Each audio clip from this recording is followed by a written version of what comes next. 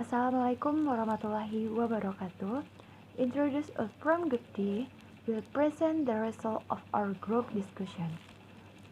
First of all, my name is Atika Maulana. Okay.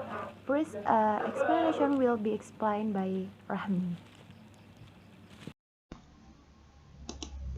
Assalamualaikum warahmatullahi wabarakatuh. My name is Yulistia Rami Putri. I will explain about the syllabus and its function. The syllabus is a set of interconnected learning and assessment requirements that must be met in order to acquire basic competency mastery. Syllabus function. The first, the syllabus can be used as a guide for setting up student books. Number 2, the learning plan is prepared using the syllabus as a guide. Number 3, the creation of a syllabus in the form of a learning gadget to make teaching easier for the teacher. Syllabus development. Syllabus development can be done by individual instructor, groups, or teachers from one or more schools, the Student Council or MGMP, or the Education Service. Number 3, syllabus component. The syllabus includes core competency, basic competence, indications, learning materials, and learning activities in a general order. Number 2, designing a syllabus for an Indonesian teaching context. I will explain two of them, and the next explanation will explain by Lichana Lorenza. The first one, assessing core competence or KI and basic competence or KD. Number 2, identifying the subject matter. Okay, that's all about my presentation and explanation about the syllabus and its function. Thank you. Assalamualaikum warahmatullahi wabarakatuh. My name is Lichana Lorenza and NPM Y90400009. Okay, I will continue the explanation of the material from my colleague, namely, number 3, developing learning activities. Things that need to be considered in developing learning activities are: first, learning activities are structured to provide assistance to educators, especially teachers, in order to carry out the learning process professionally.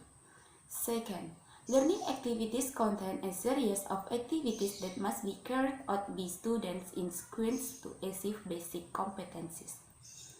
Third, the determination of the order of learning activities must be in accordance with the hierarchy of the concept of learning materials. Fourth, the formulation of statement in learning activities contains at least to the management of student learning experiences, namely student activities and materials. Number 4, formulate indicators of achievement of basic competencies. Indicators are markers of achieving basic competencies which are marked by measurable changes in behavior that include attitudes, knowledge, and skills. Indicators are developed according to the characteristics of student, subject, educational units, regional potential, and are formulated in operational verbs that are measurable and are observable. Number 5, determining the ranking. A. Appraisal technique. Assessment of the achievement of students' basic competencies is carried out based on predetermined indicators. Assessment is carried out using test and non-test in written and oral form.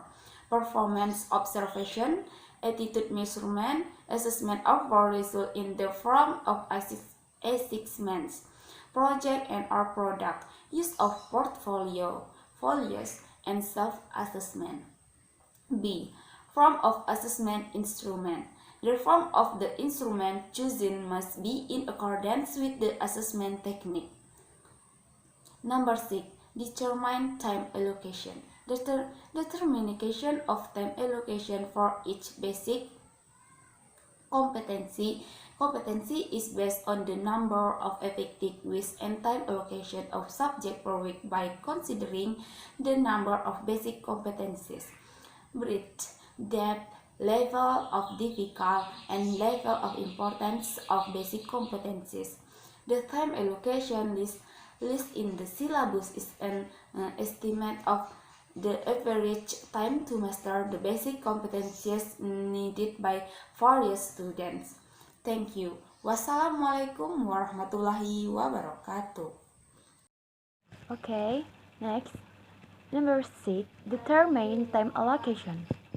Determination of time allocation for each basic competency is based on the number of effective weeks and time allocation of subjects per week by considering the number of basic competencies,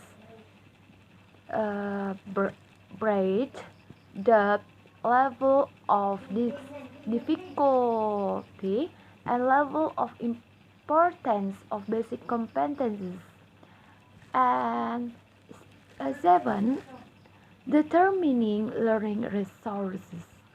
Learning resources are references, objects, and or materials used for learning activities in the form of print and electronic media. Resources persons as well as the physical, natural, social, and cultural environment. Determination of learning resources is based on competency standards and basic competencies as well as subject learning material, learning activities, and indicators of competency achievement. Thank you.